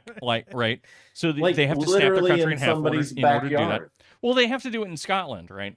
They have to like break Scotland into pieces more than they already have. But it's this idea that in the turn of the century, as in the one previous to the one we just experienced, which we still refer to as that, everyone could do things like ration because the politics could actually lead to effects, right? So the government could tell you things like we need to ration silk and chocolate and all these different things, and that was a thing that could take hold, and the fucking people had to deal with it. Which, good or bad, that's a thing that could happen, right? Whereas now, in 2022, I forgot what year it was because I'm stupid and my Jesus. brain is rotting out of my head. You can't do that anymore because, again, a thing that I need to remind people of as often as possible, politics has died fundamentally. It's rotted away into almost nothing. And the only thing that exists is the market. And now you're not able to do things like that. You can't have state-mandated rations that are actually effective at this point in time because people will piss their fucking pants, and then you will have fucking problems. So Yeah, I you was have to gonna do say- everything through the market, right? And so they part of have the to reason do is- shit like this. Part of the reason is that everybody thinks that they are a market participant. Yes, right? yes. Oh my god, that squeaky thing. That was Yeah. awful. And most people actually aren't market participants. No one is. No. Well, there are- 99% of people aren't. Like, Right. I mean, that is in nobody. That's what I mean by Mhm. most people think they are market Yeah, participants. most people, when and they then aren't. the lizards do. Yes, and there are 1 or 0.01% of lizard people Fuck, I think I'm who, drunk. who are actually market participants, and they Yeah. can actually engage in the market in this way. Drunk with a hammer. Well, like, and Oh, and no. like He's and swinging the we're- hammer at me, guys. But we're, yeah, we're talking about like the speculative made up market, not like I actually have a real thing. Like well, I mean, like markets- no. Yes, and yes. Markets I to think. begin with are speculative, right? Right. At least in because the mercantile system and then the trade system, like one of these things existed to some degree, right?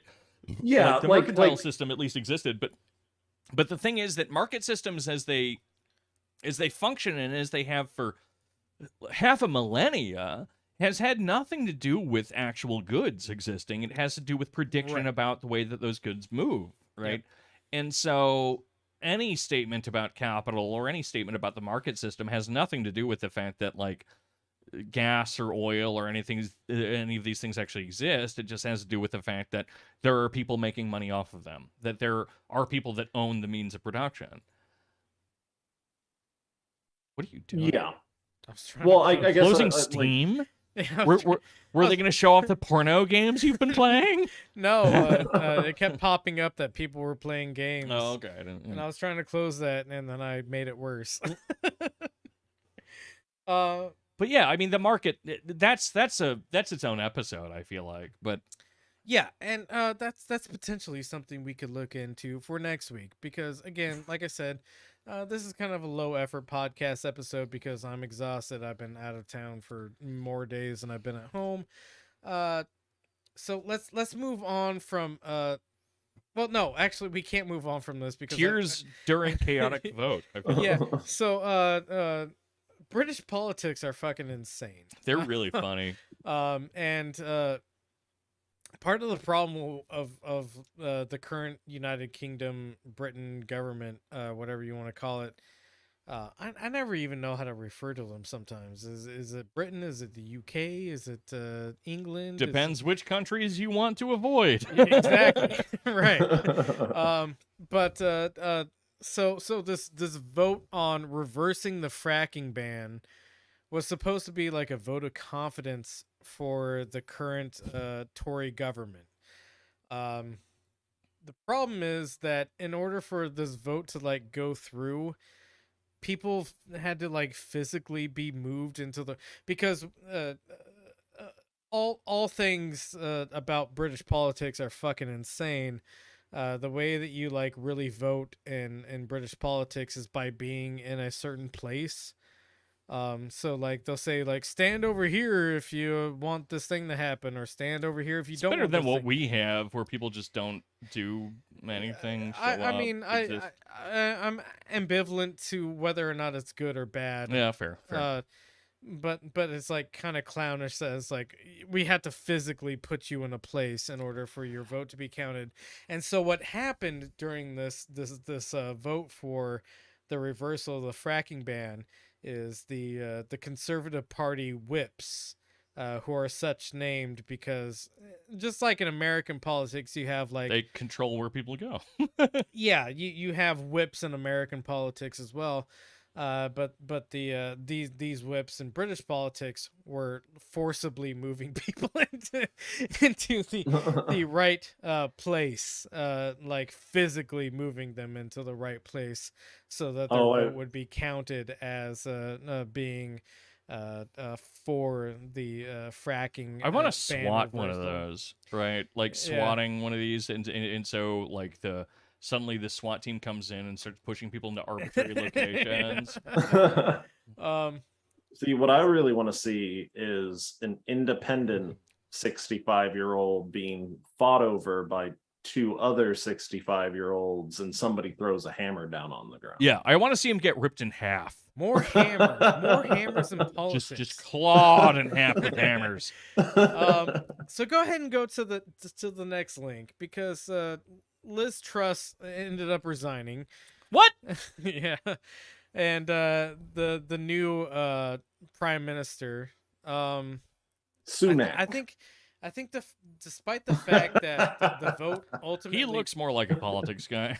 yeah, despite And the fact, keep in mind they edited out his collar.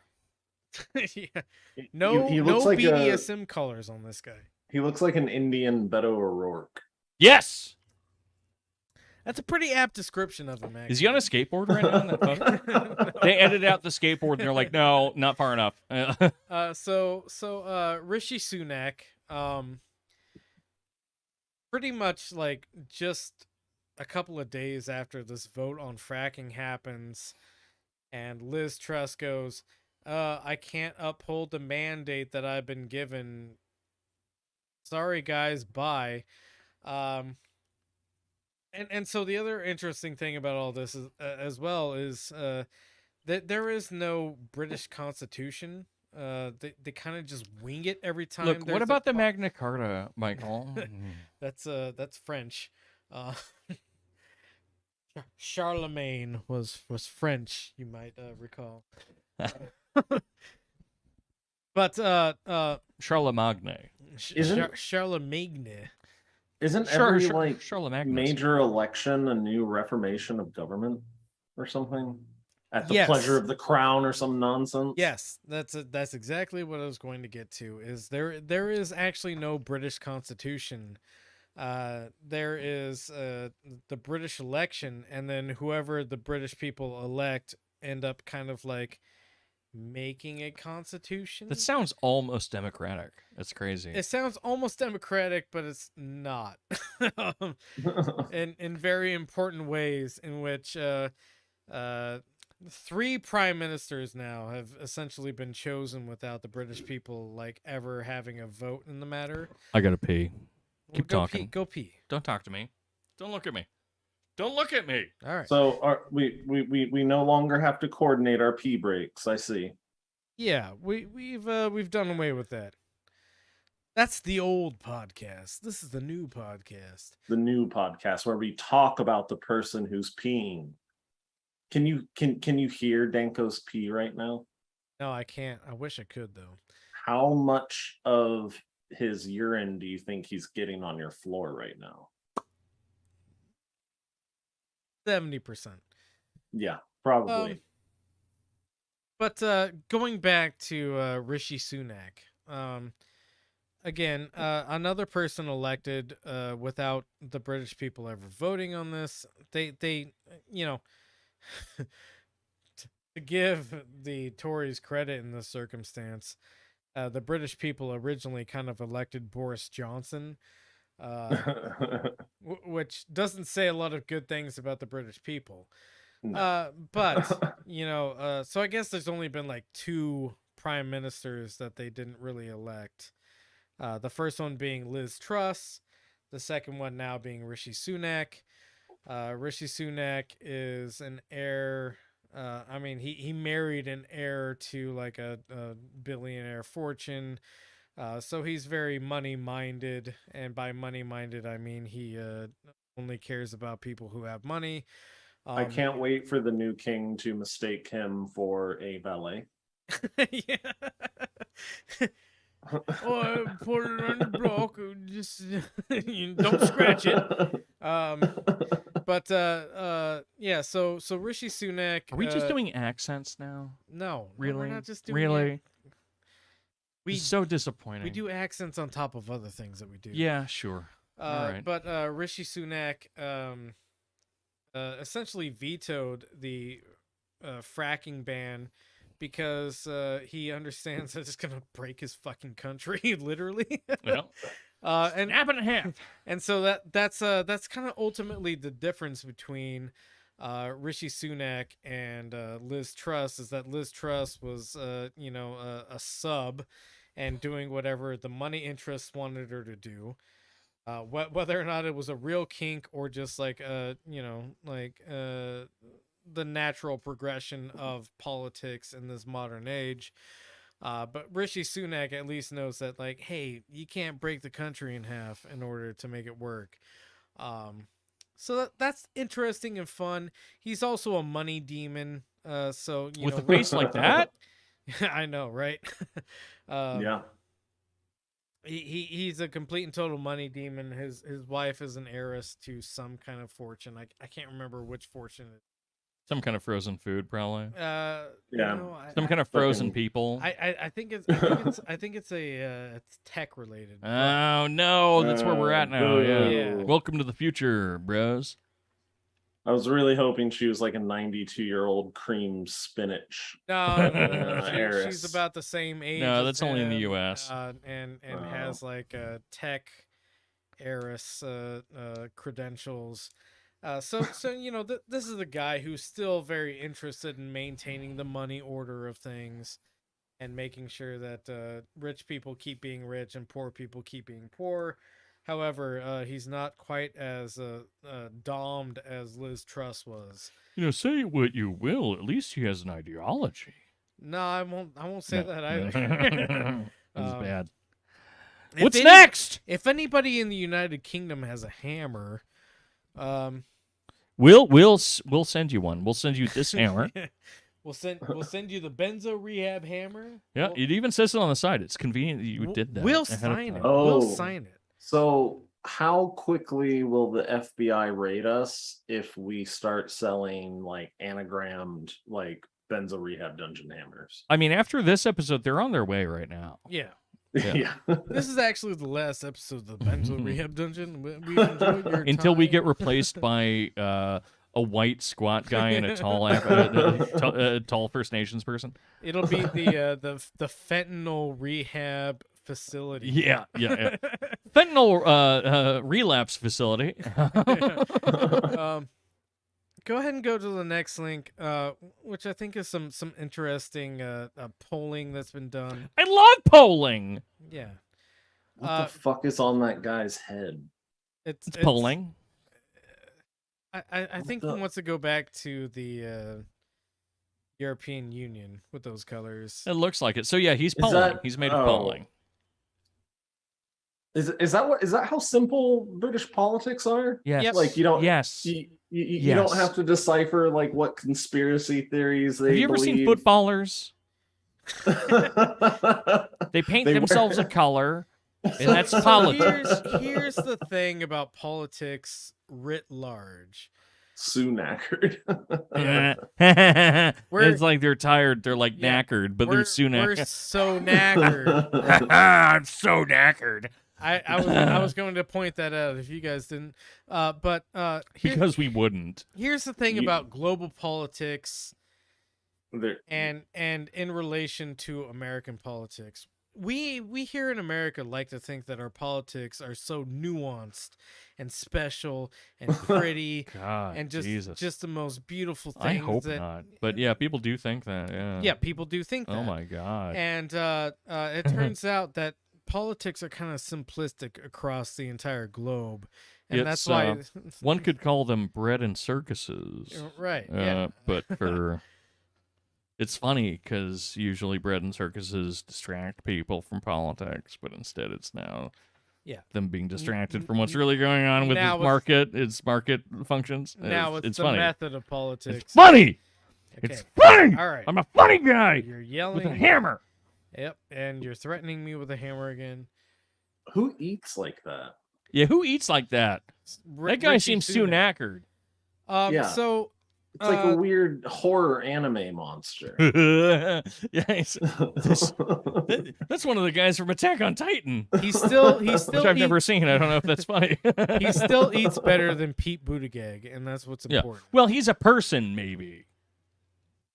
Buttigieg is, Like 5 rats in a trench coat. yeah, I think so. Uh, But rats eat well. So, one of the things I wanted to pull from this article is like 59% of people in Britain think that a general election should be held because the Tories have fumbled every step of the way since they've been elected. What? Which, maybe don't elect the Tories. Hey, I started a Is it political that? party that's based on fumbling and fucking everything up. Yeah. You want to vote for me? Oh, you did? Oh, no. Oh no, shit. Oh god. Yeah, so it's interesting that Britain is seen as like a democratic state, but it's really not. This also applies to something like the US. But that's really all I wanted to pull from this article is that most people in Britain, according to polls, want a general election to be held, but there will be no general election because the Constitution is written by whatever party manages to get the And also, popular vote. what does Well, the general that- election do? Well, because they have a kind of general election, but it's like voting is like jury duty or something. Isn't it like something crazy like that? I might be confusing some other supposedly democratic. That sounds fucking very country. Australian. Yeah, I think you're thinking about Australia or some other part of the It might be the same, yeah. empire. Yeah, right. Yeah, but like, cause like I that's when I understood which I mean I have apathy for participating in my fucking government. Of course. Yeah. As we do as well, I think. Yeah, but if like voting was like jury duty, fucking I definitely wouldn't vote. Yeah. Oh god, they're gonna make me vote for some fucking guy. Oh my god, you're gonna make me vote. Yeah. Or I have to pay a $50 fine. Fuck you, take my $50. I would love to pay $50 not to like engage in politics. Yeah. That would rule.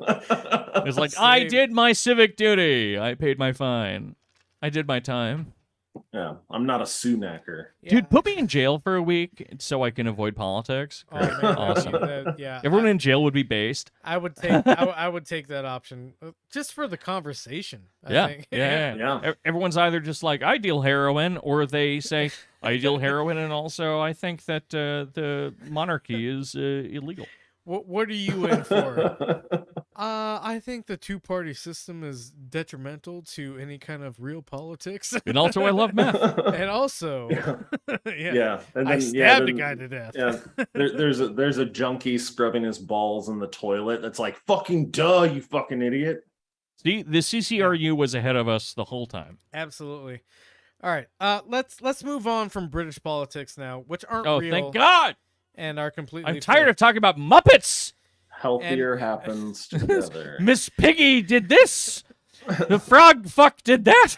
And so we move on to our next topic, which is Oh, something more important. Elon. Elon Musk. I don't mean to step on all of your punchlines. No, you're fine. I- I don't have a punchline here, really. That's good enough. Elon Musk has been, doing this whole like, I bought Twitter because I really wanted to, despite the fact that he definitely didn't want to. It's one of those things where he was feeling sad because a person named Grimes had dumped him. Hell yeah. Hell yeah.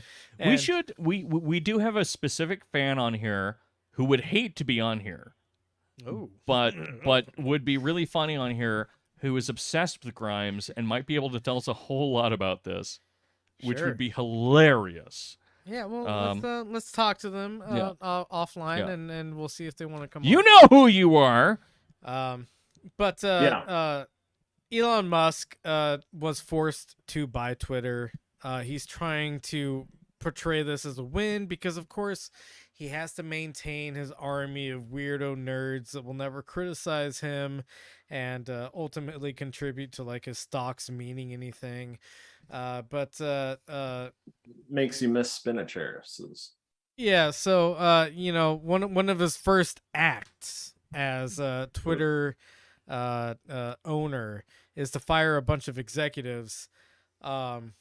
what's not being told in the news a whole lot is that most of these people have like $100 million or more severance contracts. Oh, sure. So he's firing them. Oh man, what a based Elon Musk move to do. You're gonna bring free speech to Twitter or whatever. But you're also like giving these people like infinite retirements essentially. Yeah. Well, I don't know, like 100 million versus 116,000 pounds every year. Yeah. You know, Yeah. Okay. like comes out to something interesting. Right. What I'm saying is that this is politics now. Mhm. This is what politics is. It's again the market system. Surprise! I'm always right. No, I'm not. I'm not. No, I think I'm usually right. I'm almost always right. I'm very smart. we called this. We called this. We called this. We're very smart people.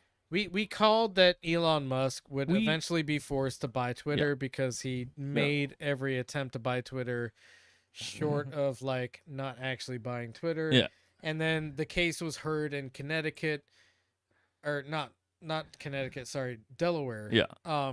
Delaware, which is where Joe Biden is from, and it's notoriously like pro corporate Right. sort of like bullshit nonsense. He's sort of he's stuff. the guy that keeps on telling you he's gonna fuck you in half, with the intention of never having sex with you, so he can like flex about it, and then he's stuck in a hotel room with you at like the La Quinta, and then he like tries to like pound you out, and it's not a good time for anyone, but he has that same face. He has that same face, no matter what.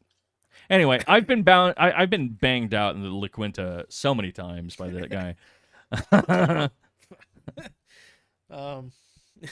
Someone gets it. Someone gets it. Yeah. So, you know, what's actually going to happen to some people though is there's a yearly payout program for all the employees. Kind of like a bonus structure program from what I understand. So, you know, Twitter employees get their regular wage, and then every year they get like their bonus for like, oh, Twitter did good this year, so we're gonna give you an extra. Twitter does good some years. So maybe Not I can really. shine a little light on this. But Yeah, go ahead. it's a little bit different, but still maybe useful information for people listening. For people that join the middle class or above, they end up negotiating equity as part of their entry into a new job. And oftentimes they will decide to take far lower payments as their salary in order to take higher equity. Right. Because shit like this will happen, and they will get a bunch of money regardless, so long as the company does relatively well. And even if it does relatively well in a way that it's failing, like most tech companies do, where they have a whole bunch of funding behind them, and they're able to fake it until they make it, right? And beyond making it, like Twitter. Right, so a lot of funding, not a whole lot of success, or a lot of success, but it's not salient in other market metrics. And there you are. So equity, look for equity if you want. So, to make money. what's probably going to happen is that Elon Musk promised to pay these appropriate bonus sort of wages to people. But what seems to be It happening, was probably already locked into their contracts that they got a certain like equity payout. So the thing here is, Okay. it appears that he's trying to fire all of these people before they would be eligible for these bonuses. Oh, okay. Interesting. So he promised that he would make good on the bonuses, but the disingenuous, dishonest thing that he's doing is he's going to make less people eligible for these bonuses than As the eligible owner for of a them. tech company, would he do that? Yeah, as the owner of a tech company, would he just fuck over a bunch of people? Yes, absolutely. Inconceivable. I've never experienced that. And so the final note that I would like to end this on, and I really want to keep this as short as possible because very tired, also kind of drunk, and Mike and I are going to kill ourselves after this You've been with making our eyes hammer. at me. You've been making Yeah. eyes at me that indicate that we should kill ourselves. Like with the sexy hammer. eyes. The sexy eyes. Yeah, but like the sexy kill ourselves eyes. Yeah, like all the sexy eyes. Right. Yeah. So 2 baldies, 4 hammers. the challenge that Elon Musk is faced with now is to make Twitter a profitable company, which it never really has been. He had to liquidate a bunch of his Tesla stock, and he has put himself in a position where the rest of the board members of his actually profitable companies like Tesla and SpaceX may say, hey, Elon, we don't think you should be a part of the company anymore. And we as board members have the voting rights to remove you in this capacity. He has to make Twitter into something that's going to make money so that all the liquidation of Twitter stock, or not Twitter stock, Tesla stock that he had to do, all the money that he's throwing into this thing that is probably like a bad investment because he got mad because a girl named Grimes left him. If he doesn't do that, he's probably fucked. Yeah. But so I have a proposition for Elon Musk. Ooh. Buy the Benzo Rehab Dungeon. Nope. $3 billion per share. There are 2 of them. 2.5 of them. My proposition is, John, go to the next link. Only if I get a little bit more equity in the company. We gotta bring Trump back. Oh, there you go. The funny man. We gotta bring the sassiest diva that ever existed. The queeniest on Twitter. boy. He had the most followers on Twitter that ever existed, I think. When Trump left Twitter, like $2 billion of the company's stock was just lost. Well, Trump didn't leave Twitter. He was banned from Twitter because, like, the whole January 6th thing, and like, oh, that's troubling. We should probably not give him a platform anymore. Telling Elon Musk right now, bring Trump back. Bring him back. You'll get some of your money, at least, you know.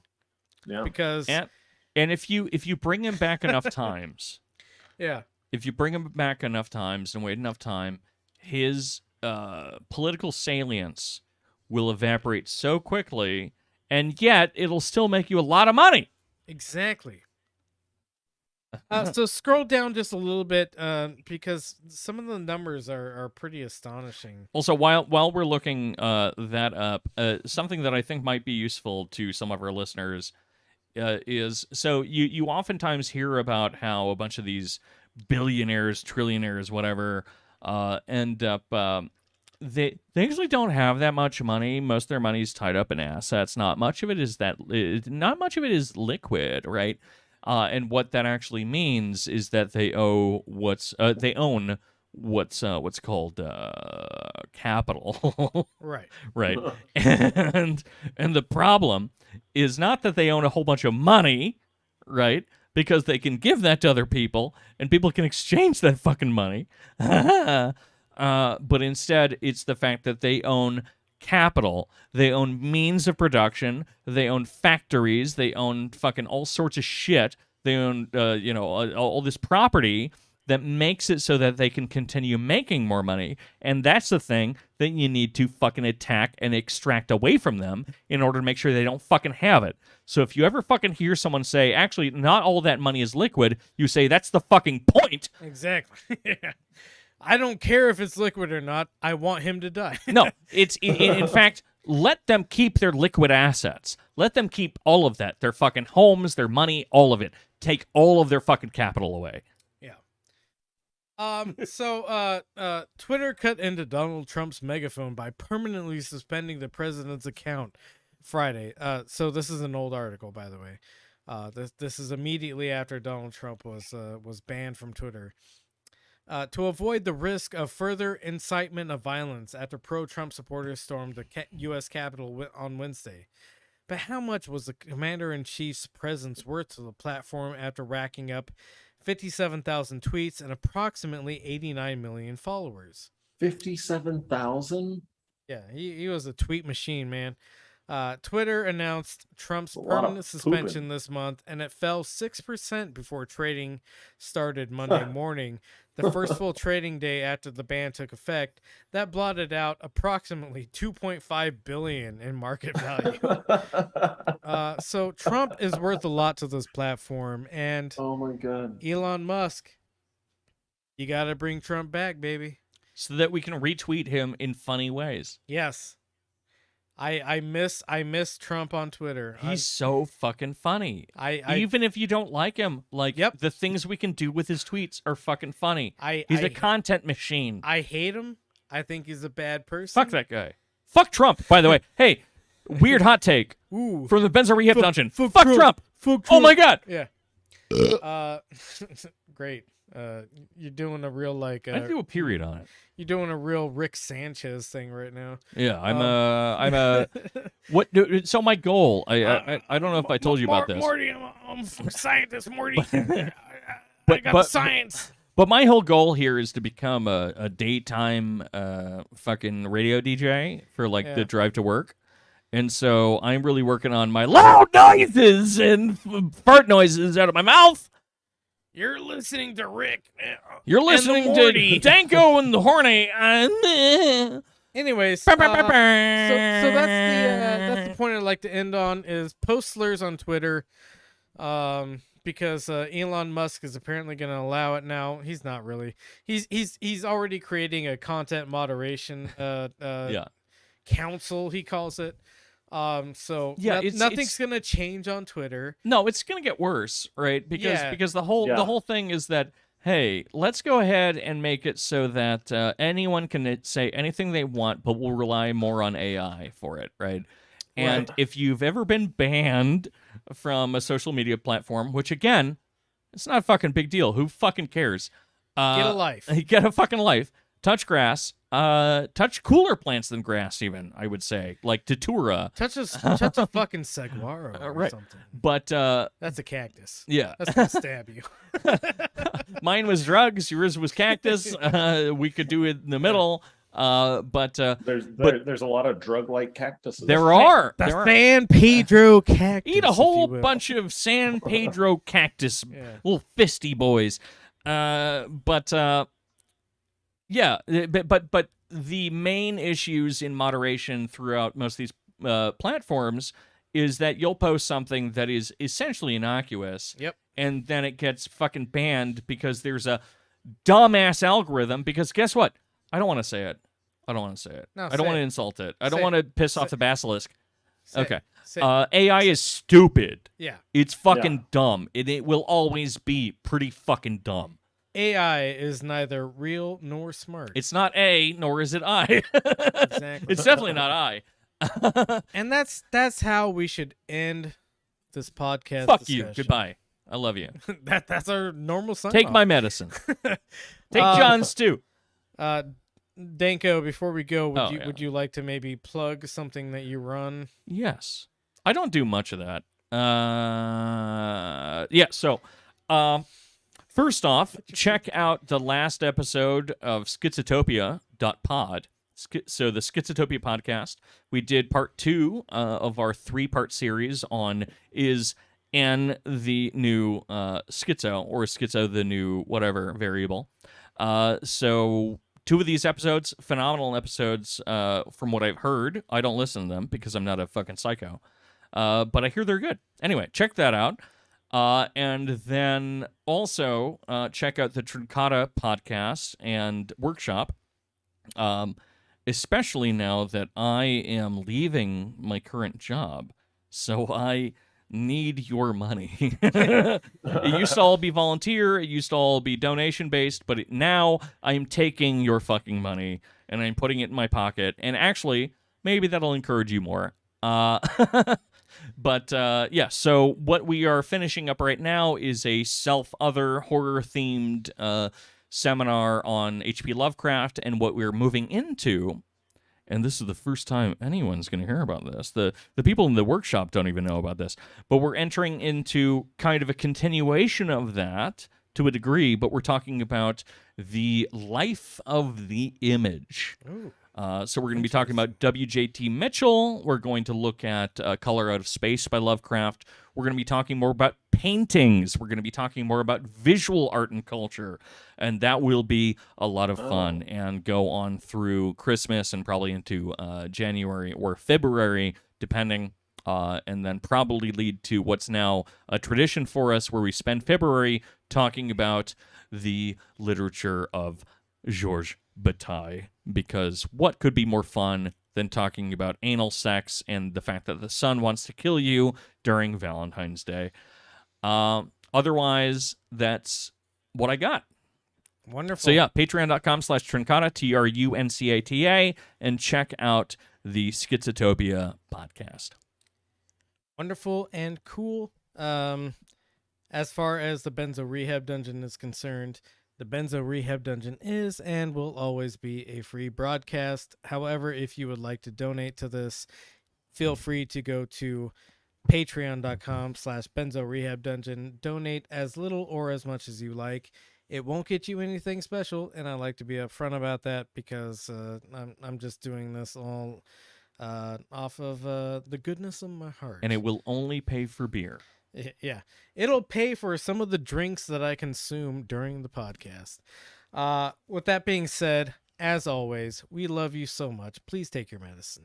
Please take mine too. Share some of it with your friends. Wonderful. God, these fucking idiots. I can't believe they listen to this shit. It's Yeah. incredible. I haven't stopped No. yet. What? There we go.